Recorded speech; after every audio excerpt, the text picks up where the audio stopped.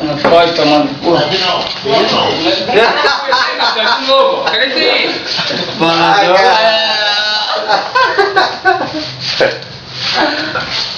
Aí, doidão. Aí, doidão, Marcelo. Filma. Tô filmando já!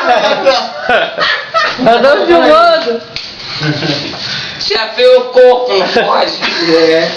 Quem de você nunca ficou chapado? Tá suja, porra, a bermuda toda suja aqui. Porra, aqui. dei mole de não era pra ter clareado, esqueci. Não pode não. Você vai pra rua assim, olha aqui atrás, aqui, porra, aqui na moral. Tira, Fala aqui, ó. Fala aí, pô. Aí.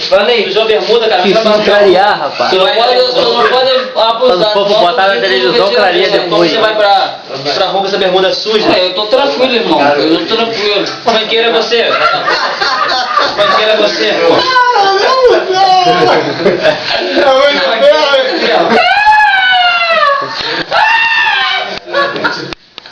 O bagulho é doido aqui.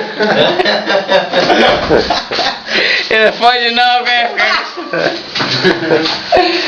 Qual é, mano? É igual a imprensa, você vê no Romário, né? Martelo onde vai que tá Martelo. Quer, Marcelo? Fala aqui. Fala aqui, porra. Fala aí, joguei mal nesse jogo, mas porra. Participei bem na jogada, tá ligado? No ataque ali e tal, pedalei em cima do Moema aí.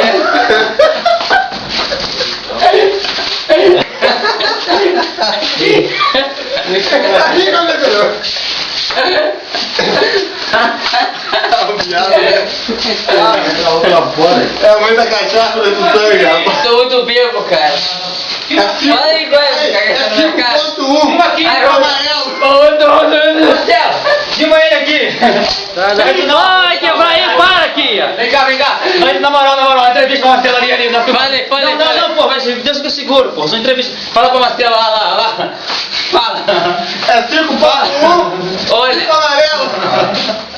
eu fiz o que eu pude pra tirar o jogo do rebaixamento. Olha só. Eu joguei direitinho, cara. Eu joguei muito. Joguei demais. Eu joguei igual o Ronaldinho. Eu fiz o que eu pude. Joguei na ponta esquerda, eu joguei na ponta direita. Joguei no meio campo. Agora só. Dá tchau, acabou a entrevista, dá Agora tchau. Vou ali no Francuba.